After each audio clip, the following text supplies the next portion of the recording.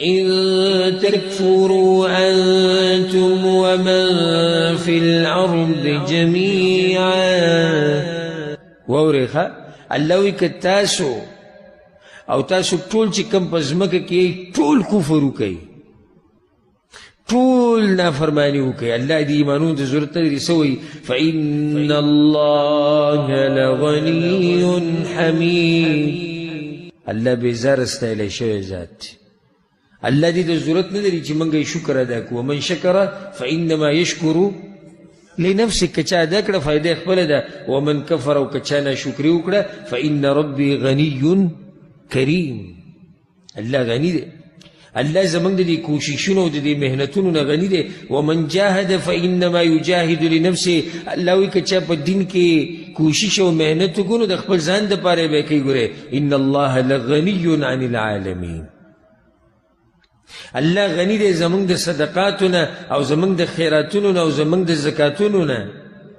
قول معروف ومغفرة خير من صدقة يتبعها أذى والله غني حليم الله غني ذات ته چې دغه په لاسونو کې خزانې دي الله غني ذات ته چې ضرورت نه لري خوراک او څښاک ته بلکې ضرورت ورکوي خوراک ورکوي نورو ته الله غني دی چې ښځې ته ضرورت نه لري الله غني دی چې بچي ته ضرورت نه لري الله غني دی چې شریک ته ضرورت نه لري په هر اعتبار سره الله سبحانه وتعالی څه دی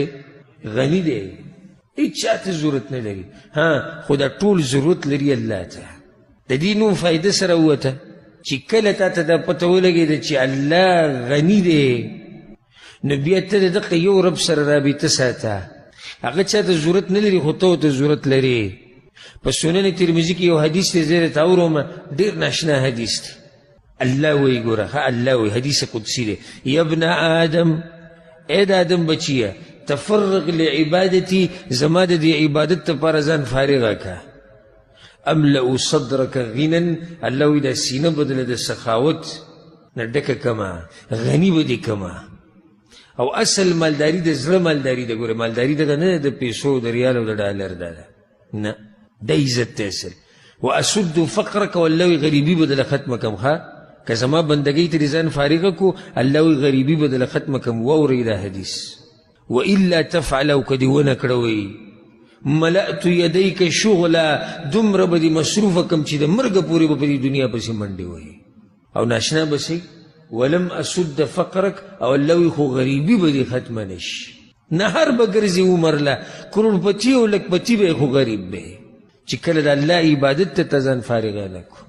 نو تاسو هم په ځان کې د صفت راولئ بل دا چې الله غني دی چا ته ضرورت نه لري نو تم د دې انسانانو په لاس کې چې څه دي د هغې نه ځان